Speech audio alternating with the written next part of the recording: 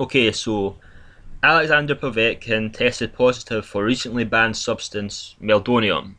So I wanted to make this video not just talking about this incident, but to educate people what Meldonium actually is, how it's used to enhance your performance, the recent circumstances with all these people actually getting caught using it, and why they might have been caught using it. So I'm just going to read through some articles and then people will have a better understanding, because there's a lot of people out there who don't really know much about this. So Meldonium, the same drug found in tennis star Maria Sharapova's sample in the Australian Open, was added to the banned substance list by the World Doping Agency in September, which came into effect on January the 1st, 2016. Ryabinski added that Povetkin did take Meldonium last year, but stopped before the ban, and only leftover traces of Meldonium at very low concentrates were found in the blood sample given by the 36-year-old last month. I think it was something like 70 nanograms or something like that. And this is from Wiki to actually explain what Meldonium actually is. Meldonium is used to treat coronary artery disease. Meldonium is believed to work through its ability to increase the size of the blood vessels and therefore improve blood flow. So basically, Meldonium is a performance enhancer. It increases stamina. It's not a steroid. It doesn't increase muscle size or strength or power. It's something that can be used between marathon runners, boxers, cyclists, tennis stars obviously, to boost their stamina so they can have a higher work rate and just not tire in the later rounds of a fight or the later part of a race. Since the ban this year, there has been 173 athletes caught, which has led to the World Anti-Doping Agency to say that they might be wrong about how long the drug takes to leave traces of the substance in your system since you last stopped taking it. In other words, there is a chance some or all of these 173 athletes are actually innocent. Okay, so this is what the World Anti-Doping Agency says. Meldonium taken before the WADA ban could show up in recent drug tests. According to a notice by the WADA released on Tuesday, tiny amounts of Meldonium might linger in the body for several months after a person stops taking it.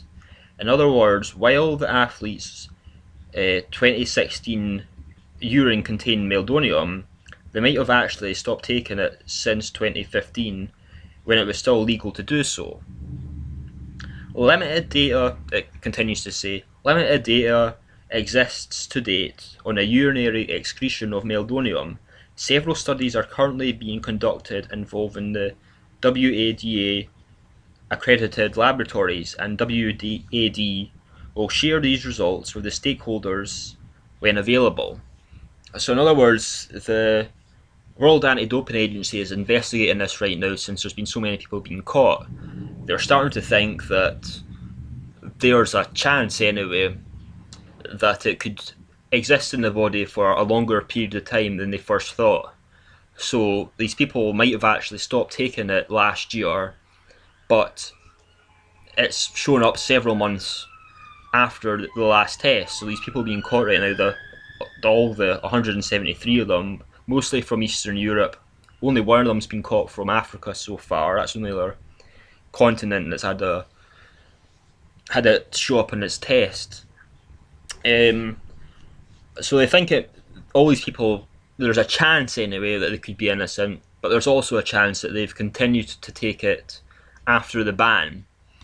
The reason they think it might be in the system a lot longer is because when it's actually showing up on these athletes, showing up in such minute traces, like I said with Povetkin, it's like 60 nanograms or something like that. So they're showing up in very small traces, so they're thinking it might linger in the body a bit longer than they thought. So there's a chance Povetkin could be innocent, and there's obviously a chance that maybe he continued to take it after the ban as well for a little short period of time, and it still left minute traces from then. Don't know yet. That's what WADA are actually investigating right now in their laboratories to actually see if it could stay in the system a bit longer. So it's a bit ambiguous whether he's guilty or innocent right now. Well, it's not just him, whether all these athletes are actually innocent or guilty right now. But it definitely has potential to improve your performance. This kind of reminds me of Dillian Whyte when Dillian Whyte was caught. For all people that don't know, because Dillian Whyte's not a massive star right now, I think he will be in a year or two anyway. Dillian Whyte got banned for 2 years for taking over-the-counter supplement. I'm trying to think what it was called again now, give me a second. That's it, it's Jack 3D. He was taking over a counter supplement called Jack 3D.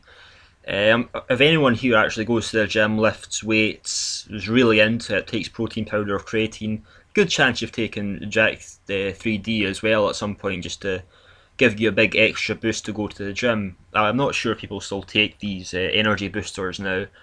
I tried it for a while because I used to go to the gym, do weights and boxing and stuff.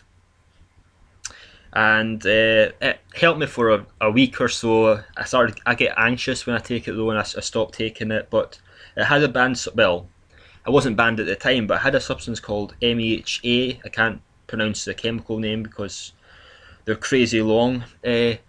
But it wasn't illegal for a while. Everyone was taking it. No one realised it was going to get banned. It was suddenly banned, and I'm not sure if Dillian Whyte continued to take it, realising it was banned, or he had stopped taking it and traces that were found in his system. But he got banned by the doping agency for 2 years. I think it was a British doping agency for 2 years. They're very strict in Britain compared to in America and other countries. But they actually banned him, and they actually said they were fully aware that he didn't knowingly take this coming up to the ban. They said, we know you're innocent, but we're going to make an example of you, and we've banned you for 2 years. So he lost 2 years of his life, 2 years of earning money in the boxing ring for his family. I think he's got 3 kids actually. Because of this, now it's very doubtful that Alexander Povetkin is actually going to get banned for this, but what might actually happen is the WBC will stop this fight from going ahead. There's a lot of Deontay Wilder haters out there saying, well, Deontay is going to use this as an excuse to duck Alexander Povetkin. I don't see that happening at all. I think Deontay Wilder, if he was going to duck out from this fight, he would have done it a long time ago. I'm sure he's fully aware of the whole situation, fully aware that Alexander Povetkin has tiny amounts of this in the system, and I don't see Deontay Wilder trying to get out of this fight at all. I'm sure he's put all this training and effort into fighting Alexander Povetkin, and he's more than wanting to go ahead with this fight. What it really comes down to if this fight is actually going to be stopped is if the WBC is not going to sanction this fight. And there's a possibility that's going to happen, but I think if they actually look into this situation, and they're going to be talking to the WAD, and the WAD are going to be saying the exact same thing that I've been pretty much reading to you as well. They're just not sure right now if these people are innocent and guilty. I think there's a very real possibility this fight is still going to go ahead. And I'm looking forward to it because this is a real 50-50 fight.